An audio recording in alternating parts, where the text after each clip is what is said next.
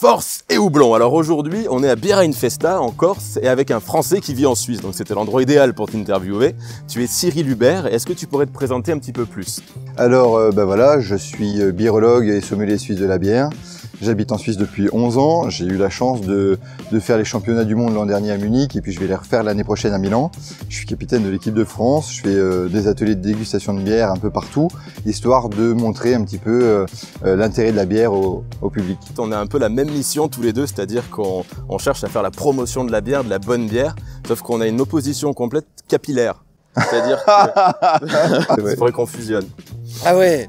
Ouais, on pourrait faire un justicier de la bière, vraiment, plus que Chirac. Bah, tu sais quoi, je vais t'envoyer des photos. Moi, quand j'avais 20 ans, j'avais des cheveux, hein. Peut-être pas autant que toi. Tu préfères l'appellation biérologue ou zytologue? Alors moi, personnellement, je préfère birologue parce que si personnellement, je vais dans la rue, d'accord, et que quelqu'un me demande mais tu fais quoi dans la vie, ce qui n'arrive jamais, hein, bien évidemment. Si je dis que je suis zytologue, il va pas comprendre, il va pas savoir. Si je lui dis que je suis birologue, il va peut-être pas comprendre, mais il va savoir que c'est en lien avec la bière. Il y a un championnat du monde de la bière. Est-ce que tu peux nous dire en quoi ça consiste? On a 3 épreuves. Un premier test à l'aveugle où on doit retrouver les défauts, un QCM de 50 questions, et puis un deuxième test à l'aveugle où on doit retrouver les styles. On était 15 pays représentés avec 70 sommeliers. Il y a 10 sommeliers qui ont été sélectionnés pour la demi-finale en fonction du nombre de points, et puis 6 qui ont été sélectionnés pour la finale.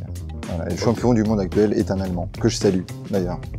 Oh, du coup là, tu es en train de te préparer pour les prochains championnats. Oh putain. Ok, donc en ce moment, tu es en train de te préparer donc, pour la prochaine édition des championnats du monde. Oui, bah regarde, tu vois, je commence avec toi. On a bien commencé. Je commence également mes révisions. Est-ce que ce serait pas les meilleures révisions du monde? Ça a pas l'air comme ça, mais on fait quand même des métiers dangereux. Donc là, j'ai une année pour me préparer à fond. Et en fait, je pense que je vais y aller tout cool. Alors, tu parlais de la première épreuve qui est détecter des faux goûts. Est-ce que tu pourrais nous parler des principaux faux goûts qu'on peut retrouver dans la bière, genre 3? Alors, par exemple, on peut retrouver le diacétyl, les odeurs de beurre rance. Pas un dinosaure. C'est ça, exactement. Les odeurs de beurre rance qu'on retrouve principalement dans les bières ambrées, mais on peut les retrouver aussi ailleurs. Le diméthylsulfure, DMS, qui est des arômes de légumes cuits, comme le chou, le maïs, ce genre de choses.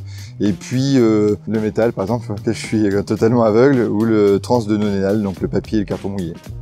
Oh putain, et ça, je trouve ça incroyable. Les vaches qui se trimballent. Ça tourne mal. Ça, c'est un petit veau. Qu'est-ce que tu pourrais donner comme bière que tu as bu qui se rapprocherait peut-être d'une bière un peu étrange qu'on n'a pas l'habitude de goûter?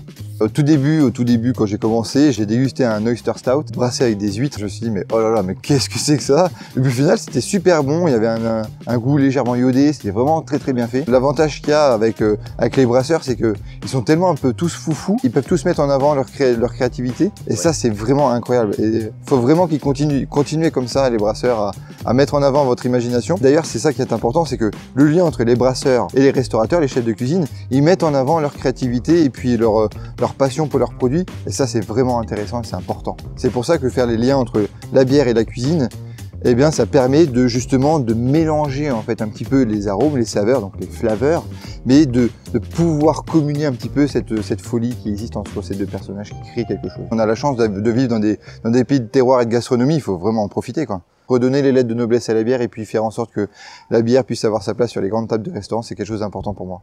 J'aime beaucoup faire des ateliers bière-chocolat. C'est quelque chose qui est relativement difficile. Le chocolat, c'est très très complexe en termes de saveurs et d'arômes. Et bien la bière également. Et je prends un malin plaisir à faire des collabs avec des chocolatiers. Ouais. Je fais une vidéo sur les couleurs de bière. Je pense que vous l'avez vu. J'espère que vous l'avez vu. Et toi, une de tes missions, c'est d'expliquer au final que la couleur sur la bière, ça donne pas beaucoup d'indications.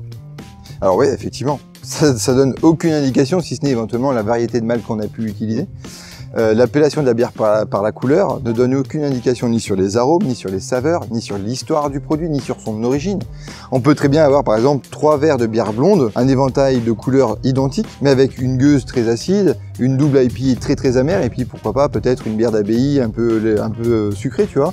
Alors qu'en fin de compte, elles ont des saveurs, des arômes, et puis des origines, une histoire complètement différente. Donc l'appellation de la bière par la couleur ne veut rien dire. Et j'en profite aussi pour dire que bière rousse, bière ambrée, c'est pareil. C'est exactement la même chose. Quand tu dis ça, arrêtez avec les bières rousses et les bières ambrées, c'est pareil.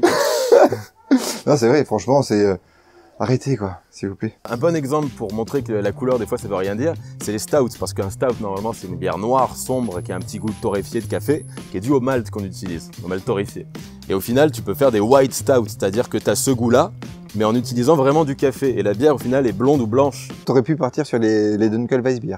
Ce sont des bières blanches noires, c'est-à-dire qu'on utilise du froment, d'accord, comme pour toute bière de blé. Froment, c'est malt de blé. C'est ça, exactement. Et dès l'instant qu'on commence à le torréfier, comme pour le café, eh bien forcément, la bière va devenir sombre. Et donc, on aura une bière blanche noire. Donc, l'appellation de la bière par la couleur ne veut rien dire. À bon entendeur. Merci à vous. Salut. Est-ce que tu pourrais nous dire la toute première et toute dernière bière que tu as bu, que tu as dégustée? Mais j'imagine la première bière, tu l'as bu plutôt. Oui, alors effectivement, alors j'ai goûté une bière de la brasserie Ribella, qui était une bière qui était faite avec du mou de raisin. J'ai trouvé incroyable. J'ai vraiment apprécié. Alors je vais reformuler ma question. La toute première bière de ta vie et la toute dernière bière de ta vie. Alors la toute première bière de ma vie, ouais. C'était la dernière bière de ma vie que je souhaiterais boire peut-être, par exemple. Ouais. Une Velvetéren 12, parce que j'en ai quelques-unes dans ma cave. Et je les garde pour les événements bien spéciaux.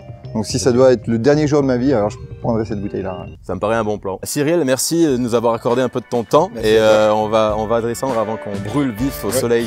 Une dernière chose avant de se quitter. Force et houblon!